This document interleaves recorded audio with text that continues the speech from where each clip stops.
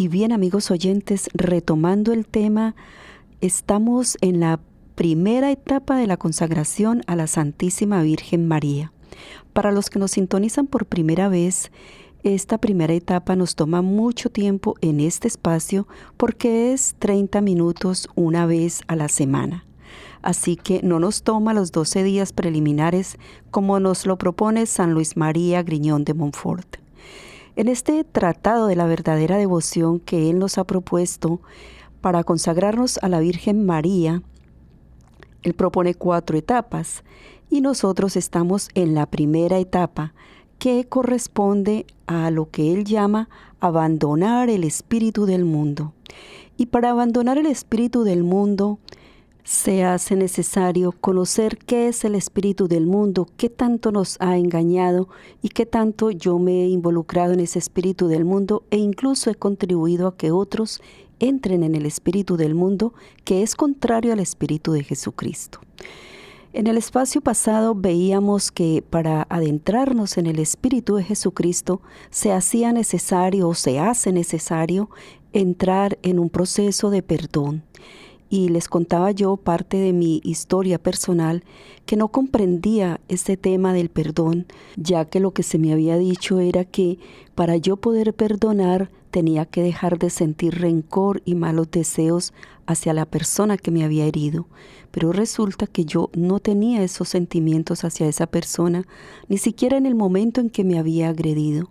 Así que yo no lograba conectar el tema del perdón y no hacía el proceso de perdón porque no hallaba cómo hacerlo, hasta que una vez el Señor me enseña que yo había sido herida. Cuando una persona me lastima, cuando una persona me agrede, mi corazón queda herido y en algunos casos herido casi de muerte. Y es ahí donde se enquista el mal espíritu, podemos decir, del rencor, del odio, del resentimiento, de los malos deseos hacia la otra persona.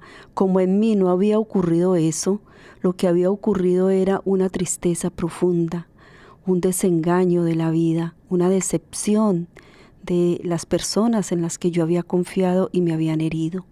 No recibía el amor que yo daba, entonces me sentía traicionada. De esa manera mi alma se fue entristeciendo y aunque aparentaba ser feliz, no era feliz. Así que el Señor me muestra que el asunto del perdón, que yo no lograba comprender, era porque yo no había entendido que yo había sido herida. Y para yo poder perdonar a la persona que me había herido, era que entrar en la sanación de mis heridas. Y para entrar en la sanación de las heridas, el Señor me llevó a una comunidad.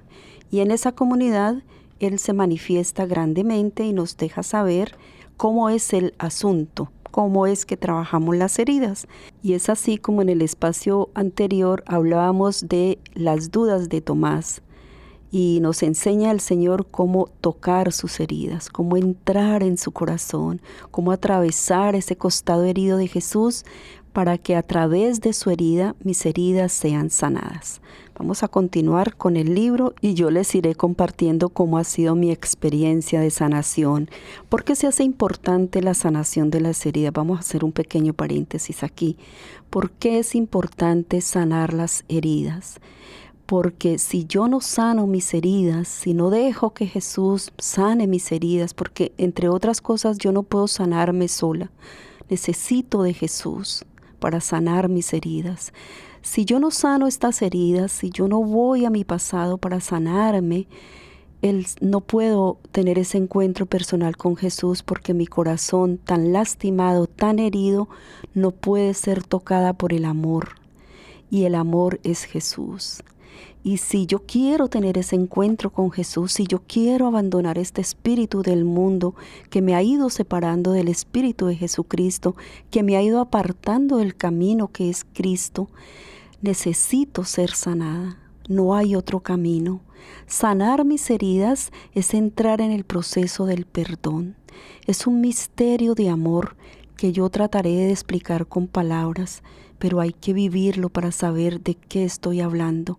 Y yo sé que el Señor quiere que ustedes, sin importar su edad, sin importar lo enquistada, lo podrida que está su herida, Él quiere sanarle, porque una vez que nosotros seamos sanados, entramos en contacto personal con el amor. Y cuando entramos en ese contacto personal con el amor, nuestra alma es transformada, es tocada. Soy capaz de dolerme con el otro, de llorar con el otro, de verme afectada por el dolor de mi hermano. Y eso es lo que el Señor nos pide en su Evangelio. Él no quiere personas indiferentes, Él no quiere personas aisladas pensando en sí mismas. Eso es egoísmo. Bien sabemos que el egoísmo es contrario al Espíritu de Jesucristo. Después vamos a ver los 7 pecados capitales, pero creo que van a ir quedando muy claros en este proceso de sanación. Por eso, en esta primera etapa del abandonar el espíritu del mundo, la verdad que yo no lo tenía pensado así, porque el libro El Tratado de la Verdadera Devoción es un poco diferente en ese sentido, pero el Señor va orando a través de nosotros, de cada uno de ustedes, y nos ha llevado a tratar este tema. Y la verdad que entre más me adentro en este tema, más veo la necesidad de él. Así que hoy vamos a ver cómo tocamos las heridas de Jesús. Tocamos las heridas de Jesús uniendo nuestros sufrimientos con los suyos. Este es el proceso necesario para la unión con Dios. San Pablo nos dice que hay una condición para ser hijos de Dios y coherederos con Cristo, abro comillas, con tal de que padezcamos juntamente con Él, dice San Pablo. Romanos 8:17. Esto es así porque solo a través de nuestros sufrimientos somos capaces de llegar personalmente a tocar los sufrimientos de Cristo. ¿Qué es tocar los sufrimientos de Cristo? Es tocar el sufrimiento del otro, es sufrir con el otro para ayudarlo a ser sanado. Nos podríamos preguntar, ¿y por qué es necesario tocar personalmente el sufrimiento de Cristo? Y la respuesta es que al tener contacto con el sufrimiento de Cristo es tener contacto con su amor, es tener contacto con el otro, es conocer el dolor del otro, conocer la herida del otro. Y al conocer la herida del otro, me hago una con Cristo. Quizás el mensaje se nos haga repetitivo, se nos habla mucho de que seremos juzgados en el amor, pero es que no sabemos amar, es que no nos hemos encontrado con el amor, así que se hace imposible. San Agustín decía que no podíamos amar lo que no conocíamos. Para poder amar a Jesús hay que saber cuánto ha sufrido por nosotros, cuánto sigue sufriendo por nosotros. Y para llegar a ese conocimiento es este proceso de llevar mis heridas a las heridas de Jesús. Vamos a empezar por los pies de Jesús. Vamos a arrodillarnos ante Jesús, vamos a ir al Santísimo. Hagamos este esfuerzo por nosotros. ¿No creen ustedes que vale la pena? Estamos trabajando para la vida eterna. Esto que tenemos aquí, 90, 100 años, ahora hablan de 100 y pico de años, es pasajero, es nada comparado con la eternidad del alma. Y en un momento dado de la historia de la humanidad, de la historia de la creación, del proyecto de Dios, recuperaremos nuestro cuerpo el día de la resurrección de los muertos. Y seremos eternamente felices o eternamente condenados. O sea, es que no podemos perder de vista esto. No podemos olvidarnos de la eternidad de nosotros. Criaturas de Dios, hijos de Dios. Y si hay mucha gente que todavía no es hijo de Dios, hay que ayudarlos a encontrarse con Él. Hay que animar a la gente a conocer a Dios, al Dios único y verdadero, en su iglesia única y verdadera, que es la católica. Solo a través de hacer esa fusión de mis heridas con las de Jesús es que yo puedo aprender, saber, conocer, entender, interiorizar cuánto me ama Jesús. ¿Qué significa que haya dado su vida por mí? ¿Qué significa que Él esté entre el agresor y yo para menguar el golpe que voy a recibir? ¿Qué significa que Él me ame tanto que se haga presente una y otra vez, aunque yo no lo invite, aunque yo no me dé cuenta, porque Él me amó primero? Él ha dado el primer paso, como dice el Papa Francisco. Jesús decidió amarme antes de darme a conocerle. Por eso para mí la santidad debe ser o es un acto, para mí es un acto de gratitud. No es una exigencia, no es un derecho. Es un acto de gratitud. Porque Cristo me miró a los ojos, se fijó en mí y quiso darme la vida. Quiso entrar en medio del agresor y de mí. Y hoy quiere darme a conocer cómo fue eso. Por eso cuando yo hago esta meditación de lo que me han herido, ya no me enfoco en la persona que me hirió, ya no pienso en esa persona. Incluso ahora la veo con lástima, que por supuesto la lástima tampoco es buena, tengo que verla con amor, pero todavía no llego, o sea, falta mucho, es un proceso largo, se los he dicho muchas veces. El sufrimiento ya no es para mí un tormento, un desprecio, una humillación. Al contrario, el sufrimiento es una oportunidad de agradecer a Jesús y de hacerme una con Él. Por eso, cuando hacemos la oración del rosario, de la coronilla, yo siento en mi corazón un dolor tan grande de escuchar las peticiones: quítame esto, dame aquello, quítame y dame, quítame y dame. Pero ¿y la gratitud? El amor, el ofrecer mi sufrimiento para reparar. ¿Dónde está? ¿Dónde está mi gratitud a un Dios que ha dado todo por mí, sin merecerlo? Entre otras cosas, y esto no lo digo yo por mí misma, estaba yo en el Santísimo llorando, quejándome, pidiendo que me quitara y pidiendo que me diera otras cosas. Y el Señor me dice esto que me impactó demasiado: soy tu Padre y he venido por ti. ¿Por qué te preocupas? ¿Por qué lloras tanto por estas cosas perecederas? Si soy tu Dios, soy tu Padre y te amo. Se me fue toda tristeza, me dio vergüenza oír esto, me dio vergüenza con el Señor. Porque el sufrimiento que estaba pidiendo se me quitara era una oportunidad de encontrarme con Jesús. Jesús fue abandonado, traicionado, maltratado, humillado, golpeado, y eso lo merecía yo.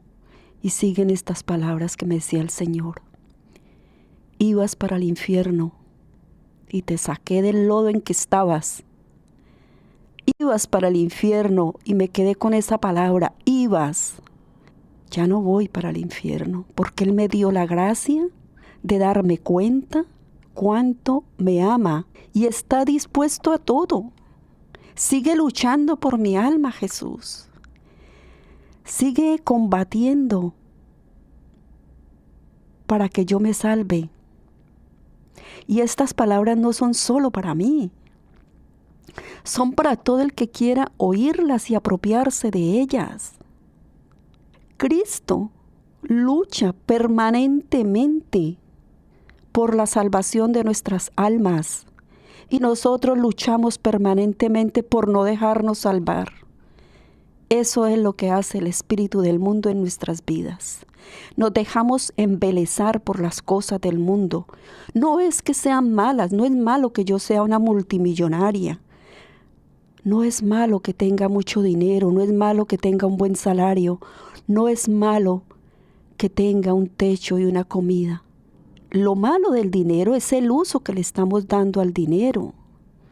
Lo malo de las comunicaciones es el mal uso de las comunicaciones. Lo malo no es lo que el hombre ha podido inventar, si se le puede llamar inventor. No es lo que el hombre ha descubierto. Lo malo es el uso de esos descubrimientos, el uso que le damos a toda la tecnología, a la inteligencia artificial. Y el Papa Francisco nos invitaba a que esta inteligencia artificial fuera para el servicio de la humanidad. Pero hay un gran peligro en este uso que se va a dar a esto, que ya se está dando. Pero no me quiero salir del tema. Jesús lucha constantemente por la salvación de nuestras almas. San Miguel Arcángel está en un combate permanente para la salvación de nuestras almas. Nuestro ángel de la guarda combate fuertemente. Aquí me estoy acordando de una experiencia que tuve donde yo estaba esperando una llamada y de repente esa llamada, mi teléfono se bloqueó, la llamada no entraba. Bloqueado totalmente mi teléfono. Yo luché con mi teléfono hasta que logré comunicarme con la persona, nos encontramos, etc. Pero vaya fatalidad. Y la imagen visual que tengo es, el ángel de la guarda estaba custodiando mi alma para que yo no tuviera ese encuentro y no me reuniera con esa persona que solo sirvió para ofender a Dios, esa relación, ese contacto con esa persona. Puede ser el encuentro con una amiga para tomarnos un café. Quizás me voy a reunir para tomarme un café, pero para despellejar a mi amiga, la otra que llamo amiga, para hablar mal de un sacerdote, para hablar mal del Papa Francisco, por ejemplo, que está muy de moda. Puede ser que ese encuentro, esa llamada que yo estoy esperando, ese encuentro que he programado con alguien, sea para ofender a Dios. Y el ángel de la guarda entra en un combate terrible que después el Señor me dejó ver. Pero yo en ese momento no, yo estaba enfocada que me quería encontrar con la persona y etcétera, etcétera. O sea, no somos capaces de ver un poquito más allá de nuestras narices, decía mi mamá. Y nos dejamos enredar por el deseo de la carne. Que el deseo de la carne no solamente es el apetito sexual, el deseo de la carne es el deseo de comer sin hambre, el deseo de irme a reunir con alguien para hablar o despellejar, ofender a Dios, pecar. Los sentidos no son malos. El problema es lo que hago con los sentidos. Recibe la perla preciosa del sufrimiento, nos dice Jesús. En la tierra, el amor debe estar unido al sufrimiento. Diario de una madre de la cruz. Hija mía, el amor más puro en la tierra debe estar unido al sufrimiento. He venido desde el cielo a la tierra para sufrir en expiación por los pecados del mundo. Esto es amor. El amor puro se da únicamente por amor. El amor de la Trinidad es amor puro. Por lo tanto, el Padre da su vida dándole al mundo su Hijo unigénito. El Espíritu Santo, este purísimo amor, fluye encendiendo así los corazones para que sufran conmigo y puedan entrar en el amor. La cruz sin mi sagrado corazón es sufrimiento inútil causado por el pecado. Pero el sufrimiento unido a mi cruz es nueva vida. Es la participación en la obra de la redención, que es la participación en la vida de la Trinidad. Solo un corazón humilde puede captar estos misterios. Súfrelo todo con perfecta fe en mi amor crucificado. Si revisamos la vida de los santos, nos damos cuenta que aprenden a sufrir con Cristo. Santa Teresita de Lisieux escribe: el sufrimiento en sí se convierte en la mayor de las alegrías cuando lo buscamos como un tesoro precioso. El Señor Jesús le dijo a Sor Faustina: hay un solo precio con el que se compran las almas, y este es el sufrimiento, unido a mi sufrimiento en la cruz. El amor puro entiende estas palabras, el amor carnal jamás las entenderá. San Luis María Griñón de Montfort nos dice: Dios no lleva cuenta de lo que sufres, sino de cómo sufres. Sufrir mucho, pero mal, es sufrir como condenados. Sufrir mucho con valor, pero por mala causa, es sufrir como mártires del diablo. Sufrir poco o mucho por Dios es sufrir como los santos. Bendiciones.